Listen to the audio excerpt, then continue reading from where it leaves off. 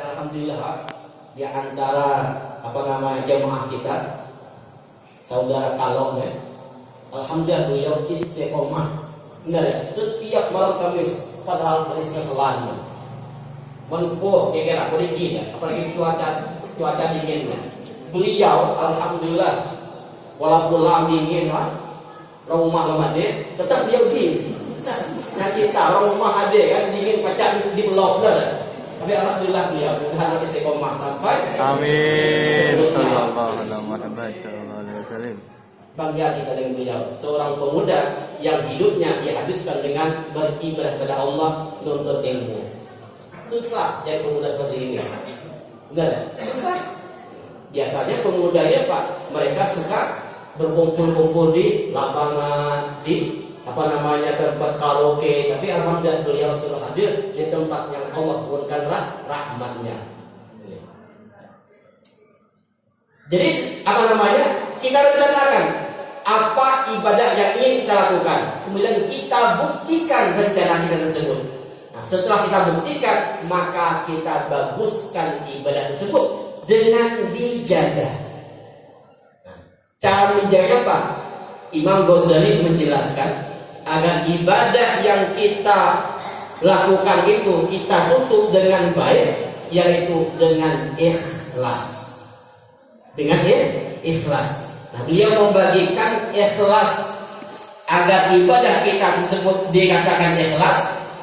Pertama, ikhlas karena semata-mata mencari atau menuntut ridho dari Allah Subhanahu wa taala. Seperti yang Allah wahyukan kepada Nabi Adam tadi, hak Allah yang mesti dipenuhi adalah menyembah Allah Subhanahu wa taala, menjalankan perintah Allah Subhanahu wa taala. Wa ma khalaqtul jinna wal insa illa liya'budun. Kata Allah, tidak aku ciptakan jin dan manusia kecuali mereka hanya menyembah kepada aku. Jadi kita beribadah, ibadah apapun yang kita kerjakan itu semata-mata karena kita tunduk kepada perintah Allah Subhanahu wa taala. Dikisahkan malaikat Jibril ketika setelah Allah ciptakan, Jibril nanya, ya Allah, apakah ada makhluk yang lebih bagus rupanya yang engkau cipta selain aku? Kata Allah, wahai Jibril, tidak ada makhluk yang aku ciptakan yang lebih bagus daripada engkau. Maka Jibril ketika mendengar perkataan Allah seperti itu, langsung melaksanakan ibadah salat kepada Allah puluhan tahun. Puluhan tahun Jibril ibadah kepada Allah karena mensyukuri nikmat Allah. Allah ciptakan dia dalam bentuk yang sempurna. Jadi kata Allah, wahai Jibril, ada seseorang hamba, dia cuma ibadah kepada aku mungkin dalam hitungan menit. Ibadahnya dalam hitungan menit, jauh beda dengan engkau yang puluhan tahun ibadah.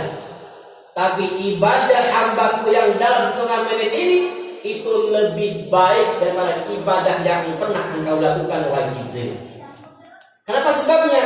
Karena engkau beribadah kepada aku, engkau mensyukuri karena aku ciptakan engkau dalam rupa yang paling sempurna.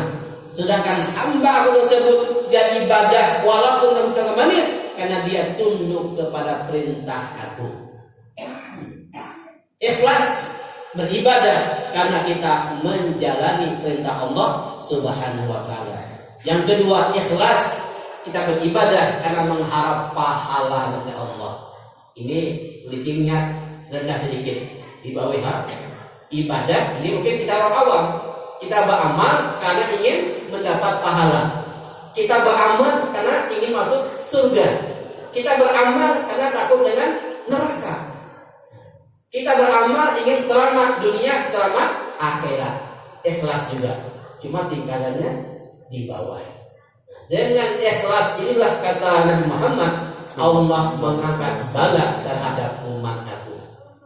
Yang ketiga, Allah angkat bala terhadap umat ini, kata Rasulullah, bisolatihim, dengan sebab solatnya mereka. Ada di antara malaikat yang Allah turunkan setiap hari, itu tugasnya turun di pasar-pasar. Setiap pasar itu ada malaikat yang Allah tugaskan turun. Mereka memberi peringatan kepada orang-orang yang di pasar agar mereka tidak berlaku zalim, agar mereka tidak nipu, agar mereka tidak bersumpah palsu, agar mereka tidak berkata bohong, sebagainya.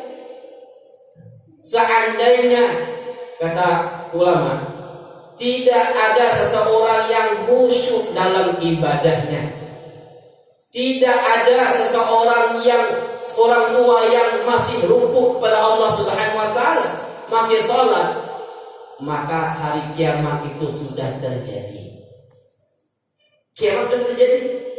Tapi yang sebab banyak masih orang yang rukuk sujud kepada Allah Subhanahu wa taala, mereka melakukan sholat, walaupun kadang-kadang sholatnya kita banyak lalainya, banyak teridornya, benar? Kadang-kadang kita lupa rakaatnya 3 atau 4 lah, benar? Karena pikir kita, hati kita kacau, mikir dagang lah, mikir usaha lah, mikir gawe lah, kita lupa dengan rakaat kita. Kadang lupa bacaannya akibat lalainya kita, akibat tidurnya kita. Tapi dengan sholat yang dikerjakan seorang hamba karena dia tunduk kepada perintah Allah Subhanahu wa taala, Allah angkat bala. Allah selamatkan umat ini. Yang terakhir kata Nabi kita, Allah angkat bala terhadap umat ini bidu'afaihim, karena lemahnya mereka. Kita ini lemah, benar?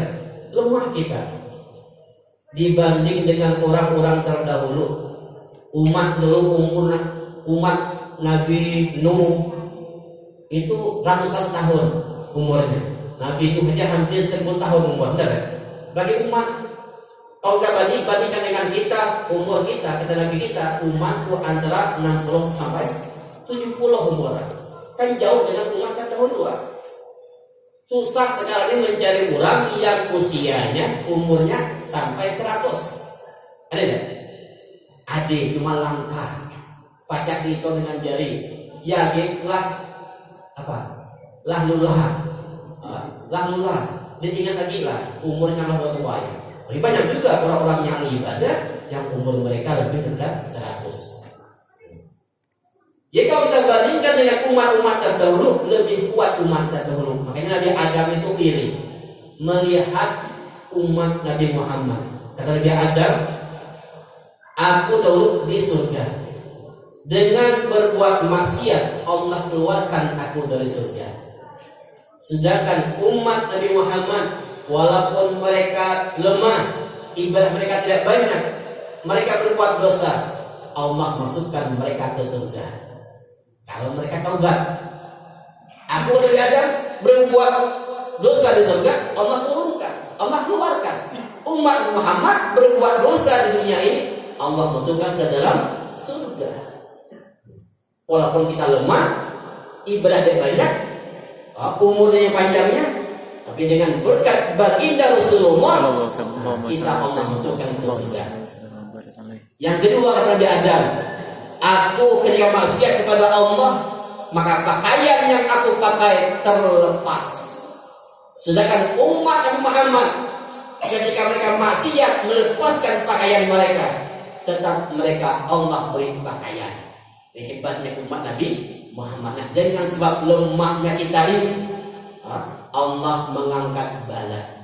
Kita banding dengan musibah kaum-kaum terdahulu, kaum Nabi Nuh, Allah tenggelamkan seluruhnya. Benar? Umat Nabi Nuh, Allah matikan semuanya dengan bencana. Nah, kita umat Nabi Muhammad, alhamdulillah, belum pernah kita dengar banjir yang menenggelamkan, mematikan seluruh masyarakat rakyat. Belum pernah kita dengar gempa, longsor yang mematikan satu desa.